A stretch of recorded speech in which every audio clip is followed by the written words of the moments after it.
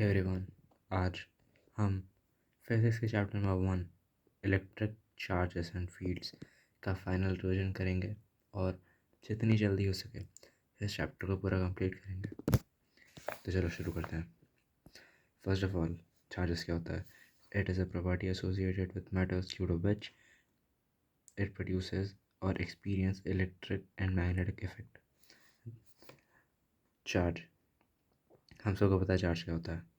ये एक मैटर की वो प्रॉपर्टी होती है जिसकी वजह से हमें उस पर मैग्नेटिक या फिर इलेक्ट्रिक फील्ड का प्रकोप समझ आता है। These charges are of two types as we all know. एक तो पॉजिटिव होता है और एक होता है negative. Charges is a scalar quantity, ये हम सब जानते ही हैं। इट कैन बी एडेड और subtracted as number. Its SI unit is coulomb and its dimension is m0 l0 t a. A stands for ampere, ये याद रख लेना, जेई में आ सकता है। उसके बाद बात करते हैं बेसिक प्रॉपर्टीज़ ऑफ चार्ज की। बेसिक प्रॉपर्टीज़ में सबसे पहला आता है कंजर्वेशन ऑफ चार्जेस। हम सब जानते हैं कि जो चार्ज होते हैं ये हमेशा कंजर्व होते हैं। In simple words, charges can neither be created और not be destroyed. Second, quantization of charges, ये हमेशा इंटीग्रल मल्टीपल में ही होते हैं, ये कभी भी फ्रैक्शन में नहीं हो सकते। थर्ड, एडिटिव ऑफ चार्ज या फिर एडिटिविटी ऑफ चार्ज। हम चार्जेस को अगर सम करना चाहें तो नॉर्मली ऐड करके नेट चार्ज निकाल सकते हैं और हमें उसका फैक्टर सम करने की कोई ज़रूरत नहीं है। The first important thing of this chapter is Coulomb's law. Coulomb's law state करता है कि जो फोर्स होता है इन चार्जेस के बीच में वो डायरेक्टली प्रोपोर्शनल होता है इन दोनों के प्रोडक्ट के बीच में। इन्वर्सली इन दोनों के डिस्टेंस के स्क्वायर के ऊपर प्रोपोर्शनल होता है ये। और इसी बीच हमें कांस्टेंट मिलता है जिसकी वैल्यू होती है के, यानी कि 1/4πε0। Suppose you are having charge q1, this is q2 and the force applying is in this direction. तो तुम्हारे पास फॉर्मूला होगा F is equals to k q1 q2 by r square, that is F is equals to 1/4πε0 q1 q2 by r square। हम अगर 1/4πε0 की value निकालना चाहें तो वो होती है 9 × 10⁹ न्यूटन मीटर स्क्वायर पर कूलम स्क्वायर। और ε0 यानी कि permittivity in the free space की जो वैल्यू होती है वो होती है 8.85419 × 10⁻12 coulomb square upon newton metre square. Although तुम्हें ये वैल्यू याद रखने की ज़रूरत नहीं है क्योंकि ये वैल्यू तुम्हें वहाँ आंसर शीट में आएगी। और अगर हमें इसी फार्मूला को लिखना हो वेक्टर फॉर्म में तो ये होता है 1/4πε0 dot r q1 q2 into r upon modulus of r cube. आगे बढ़ते हैं तो आती है हमारे पास रिलेटिव परमिटिविटी। परमिटिविटी का मतलब होता है ε0। इस किसी भी चार्ज की किसी मीडियम में कितनी परमिटिविटी है, इसको हम डिनोट करते हैं एप्सिलॉन से। और जो रिलेटिव परमिटिविटी होती है किसी भी सब्सटेंस की वो with respect to the permittivity in the free space होती है, जो कि ε/ε0, यानी कि permittivity in the medium upon permittivity in the free space होती है। और इसी को हम dielectric constant of the medium बोलते हैं और किसे डिनोट करते हैं, जिसका formula force in the vacuum upon force in the medium भी होता है। और ये एक और तरीके से लिखी जा सकती है, ε0 is equals to k times epsilon, या फिर epsilon is equals to k times ε0। अगर हम निकालना चाहें फोर्स इन द मीडियम तो वो होगा k q1 q2 अपॉन k r स्क्वायर, जहाँ पर जो पहला के था वो stands for 1/4πε0। ε0 is permittivity in the free space और दूसरा जो k है वो रिलेटिव परमिटिविटी है। आगे देखते हैं principle of superposition of the electrostatic forces. अगर हमारे पास बहुत सारे इलेक्ट्रोस्टैटिक फोर्सेस हैं तो हमें उन्हें नॉर्मली ऐड करने के लिए या फिर नेट फोर्स निकालने के लिए उनका वेक्टर सम करना पड़ेगा। यही बोलता है principle of superposition of electrostatic forces.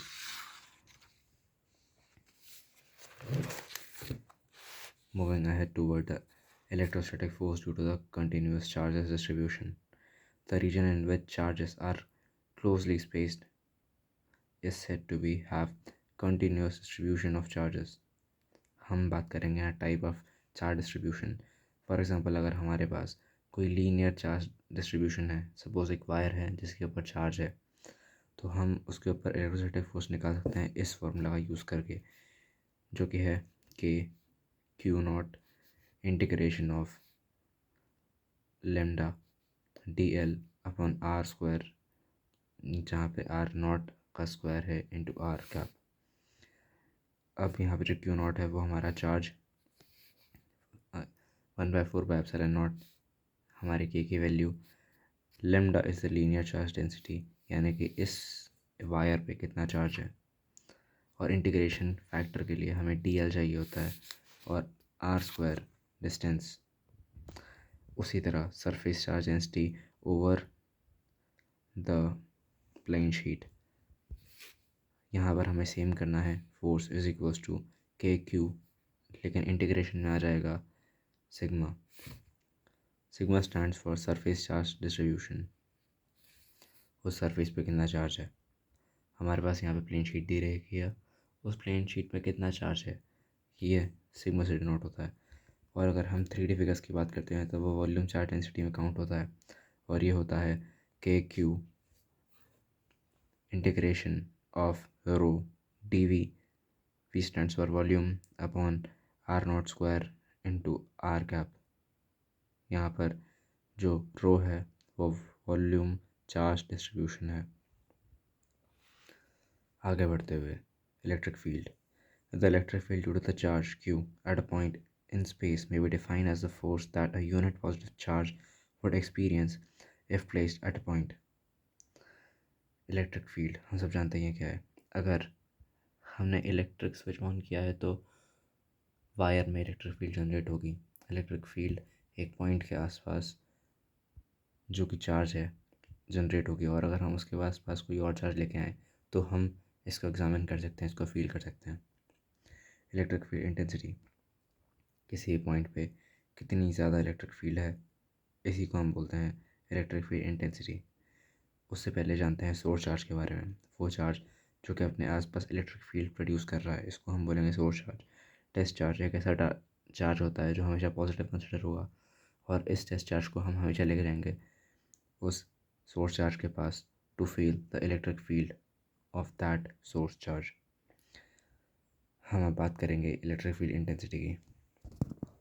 Electric field intensity, इसको हम डिनोट करते हैं ई से, और ये होता है F/Q, where F is force and Q is charge on the point. अगर हम बात करते हैं electric field intensity due to a point charge की, तो you can see on the diagram, जो कि तुम्हारे सामने जस्ट नीचे यहाँ पे है.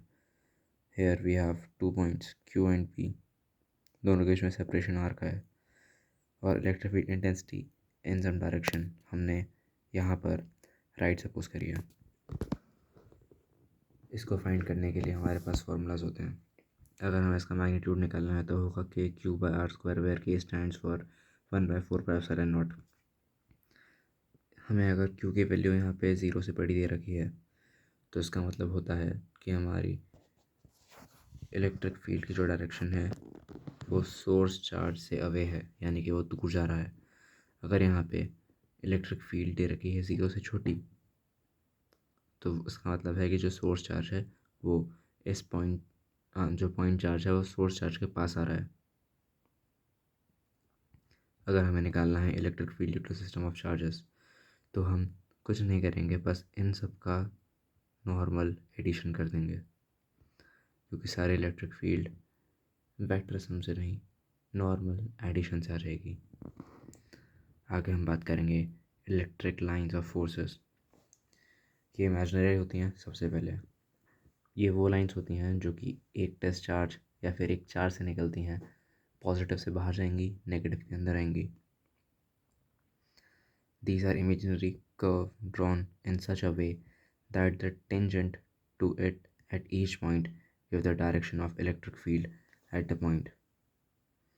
अगर हम बात करें characteristics of these electric field lines, तो सबसे पहली बात कि ये कंडक्टर के अंदर नहीं होती, ये कंडक्टर के थ्रू बाहर ही फ्लो करती हैं। दूसरी बात, ये ओरिजिनेट होती हैं पॉजिटिव से और टर्मिनेट होती हैं नेगेटिव में, लेकिन ये कभी भी एक क्लोज लूप नहीं बनाती। यानी कि एक ही चार्ज में कोई क्लोज लूप नहीं बनेगा, क्योंकि एक चार्ज या तो सिर्फ पॉजिटिव होगा या तो सिर्फ नेगेटिव होगा।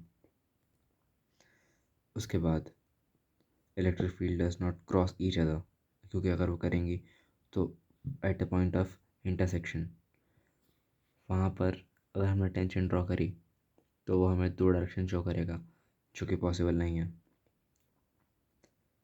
इलेक्ट्रिक फील्ड लाइन जो होती हैं वो ओरिजिनेट और टर्मिनेट नॉर्मली होती हैं सरफेस के कंडक्टर से।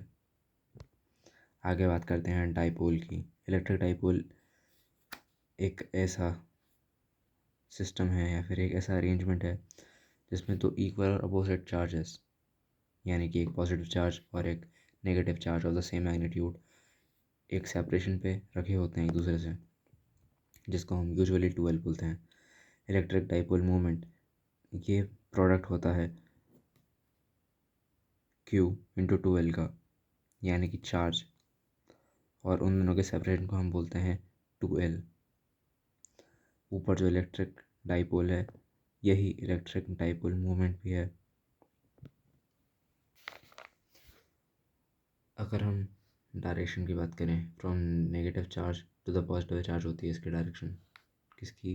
इलेक्ट्रिक डाइपोल मोमेंट की, और इसकी ऐसा यूनिट होती है कूलम मीटर्स, और यह वेक्टर क्वांटिटी होती है। अगर हम बात करें electric field at any point on the axial line और end on position of electric dipole, तो एक गिवन हम इसको इस तरीके से लिखते हैं: electric field intensity on the axial point is equals to K 2 PR upon R square minus L square का whole square, where P is the electric dipole moment, R is the separation between both the points, and L is the length after which, या फिर हम बोल सकते हैं जो कि R ख़त्म होने के बाद शुरू हो जाती है। अगर हमारा L0 हो तो हमारा फॉर्मूला हो जाएगा कि 2P/R³, इसकी यूनिट होगी न्यूटन पर coulomb.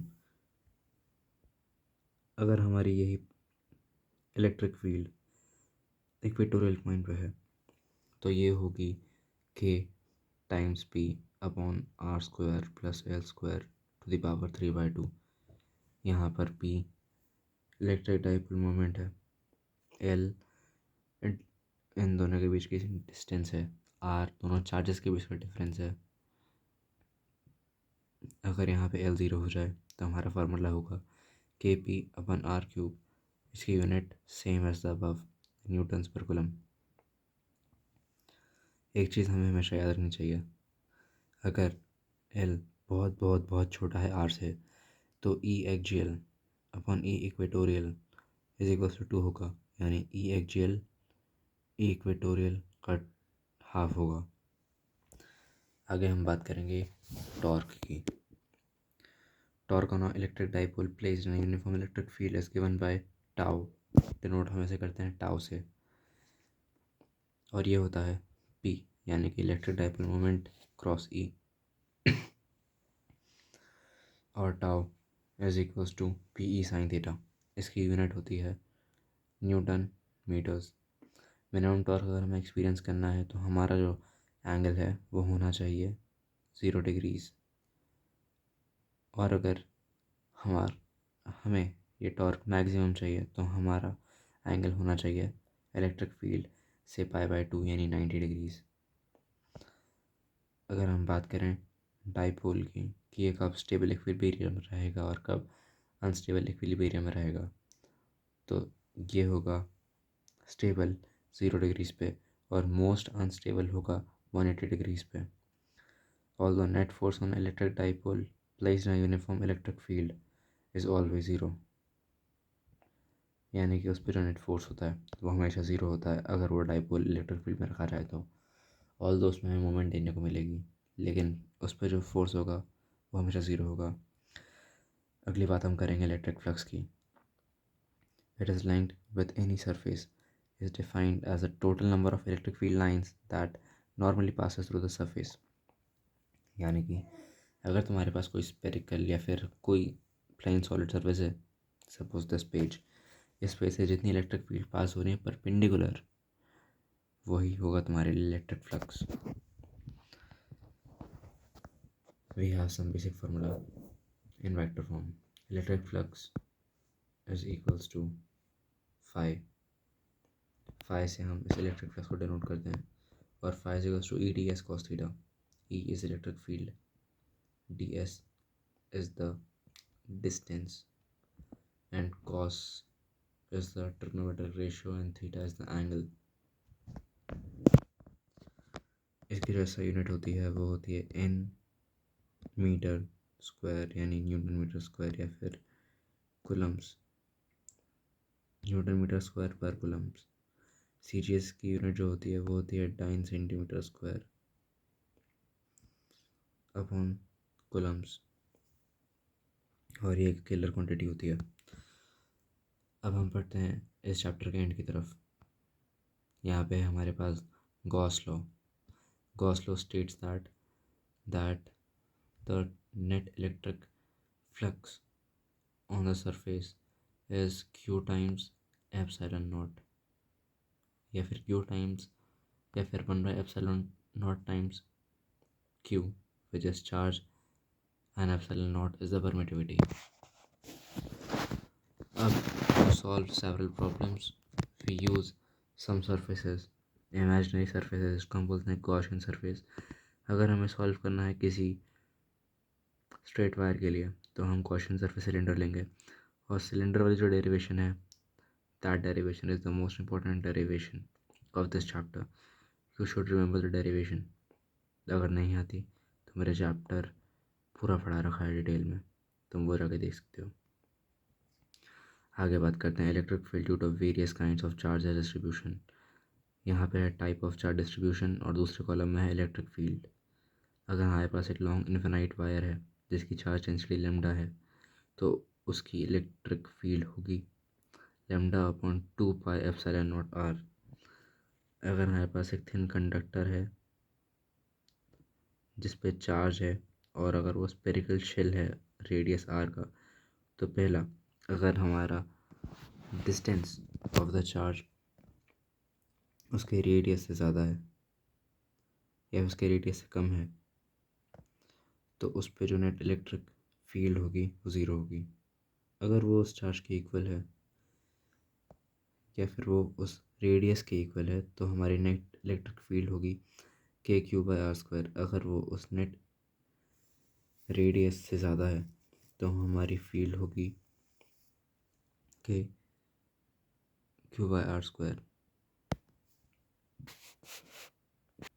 But here we have difference in the R. ऊपर वाले में जब छोटा आर बड़े आर के समान है तो जो रेडियस कंसीडर किया है वो दोनों में से कोई भी एक हो सकता है, लेकिन जब नीचे छोटा आर बड़े आर से ज़्यादा है तो हमें कंसीडर बड़ा आर करना पड़ेगा। Next is thin infinite plane. इसके लिए जो हमारी इलेक्ट्रिक फील्ड होगी वो होगी सिग्मा अपॉन 2 एप्सिलॉन नॉट। ये नॉन कंडक्टिंग प्लेट के लिए होती है, और फॉर द कंडक्टिंग प्लेट ये होगी सिग्मा अपॉन एप्सिलॉन नॉट। और अगर हम बात करें two equal and opposite charges parallel plate sheet की, तो इसमें बिटवीन द प्लेट्स जो इलेक्ट्रिक फील्ड होगी वो होगी सिग्मा/एप्सिलॉन नॉट, और आउटसाइड द प्लेट जो इलेक्ट्रिक फील्ड होगी वो ज़ीरो होगी। So that's all for this chapter. कोई कन्फ्यूजन हो तो पूछ लेना। Good luck for your board exams and JEE।